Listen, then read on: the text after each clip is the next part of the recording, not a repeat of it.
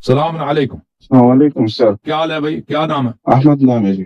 احمد صاحب کہاں سے کال فرمایا آپ نے؟ جی پاکستان پختونخوا سے. اللہ آپ کو بہت سلامتی دے. حکم کرے میرے بھائی. پہلا سوال تو یہ تھا کہ آپ کو اتنی علم کی چاہت کیسے ہوئی؟ بہت نہ وہ نہیں ہے بھائی، پتہ نہیں، وہ تو ہر ایک میں نے بھی 3 سال ادھر پڑھا ہے نا. کتابیں پڑھتے ہیں نا، کتابیں پڑھیں، وہ معلومات انسان کا بڑھ جاتا ہے. ادھر سے پڑھتے ہیں ادھر سے بھول جاتے ہیں.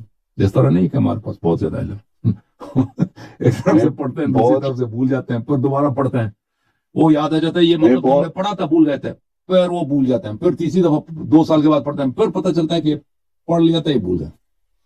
ہمارے ہم جو ہے نا، ہم بنی آدم کا سائیکل یہ ہے کہ ہماری علم بہت محدود ہے. ہماری دانش، ہماری علم بہت محدود ہے. اللہ تعالیٰ کا علم لامحدود ہے، رسول اللہ صلی اللہ علیہ وسلم کا علم لامحدود ہے. ہمیں اعتراف کرنا چاہیے کہ ہم بہت کم باتوں کو جانتے ہیں، بہت کم باتوں، اور وہ بھی جو باتیں ہم جانتے ہیں نا، وہ بھی اس میں سے کچھ صحیح ہوتی، کچھ غلط ہوتی ہیں. بعد میں پتہ چلتا ہے فلانی بات ہم سمجھ رہے تھے صحیح ہے، وہ غلط ہے.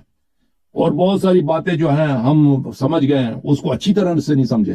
اور بہت ساری ایسی باتیں ہیں جو ہم اچھی باتیں ہیں، پھر ہم اس کو بھول جاتے ہیں، غافل ہو جاتے ہیں. ٹھیک ہے نا. تو بنی آدم بہت ایک ناقص مخلوق ہے اللہ کی. ہم ہر لحاظ سے محدود ہیں، ناقص ہیں. ٹھیک ہے نا. اللہ تعالیٰ نے ہمارے لیے ہدایت کا چراغ رسول اللہ صلی اللہ علیہ وسلم اہل بیت کو بنا کر بھیجا. ان کا علم، ان کا نور کامل ہے، ہم تو کچھ بھی نہیں. جی سر. میرا ایک سوال تھا کہ رسول صلی اللہ علیہ وسلم کا جنازہ کس نے پڑھا ہے؟ امیر المؤمنین علیہ السلام نے پڑھا ہے. تو ادھر ہمارے یہاں کچھ کہتے ہیں کہ ابو بکر نے پڑھا ہے، کچھ کہتے ہیں کہ ہوا ہی نہیں ہے ان کا جنازہ اوپر آسمان میں. وہ اس طرح کچھ باتیں کرتے. وہ انہوں نے نبی صلی اللہ علیہ وسلم کو نہ جنازے کو پایا، نہ انہوں نے ان کی تدفین میں شرکت کیا. یہ ان کی اپنی کتابوں میں لکھا ہے. یہ کتاب ہے کتاب المصنف الاحادیث والآثار، جزء 7، چاپ دار التاج، 1989 میں چھپی ہے. ملاحظہ کریں یہاں پر.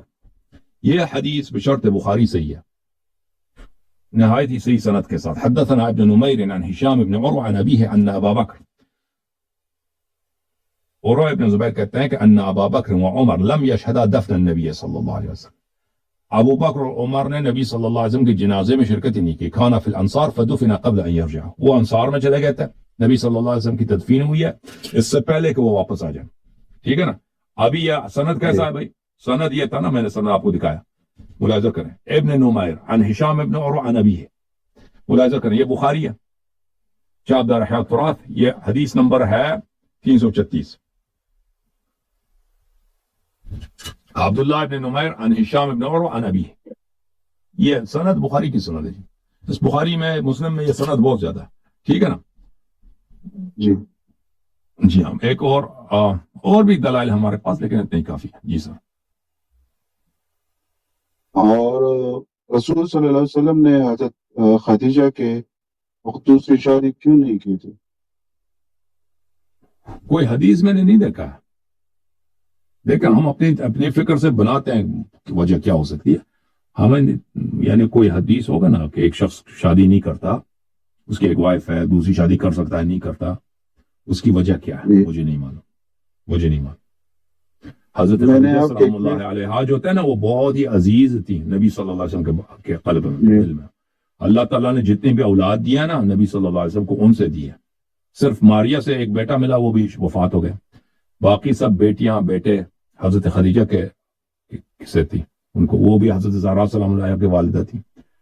تو یہ کہ وجہ کیا تھی کہ جب تک وہ زندہ تھی نبی صلی اللہ علیہ وسلم نے شادی دوسری نہیں کی، یہ میں نے کسی حدیث میں نہیں دیکھا کہ وجہ کیا ہے. ہو سکتا ہے محبت ہو، ٹھیک ہے نا، حضرت خدیجہ کی. ہو سکتا ہے حضرت زہرا سلام اللہ علیہا کی محبت ہو. کتنی محبت کرتی تھی اپنی بیٹی سے کہ نہیں چاہتے تھے کبھی جب تک ان کی ماں زندہ ہے ان کی دل آزاری ہو یا کوئی دوسری عورت گھر میں. ہو سکتا ہے، اللہ جانتا ہے.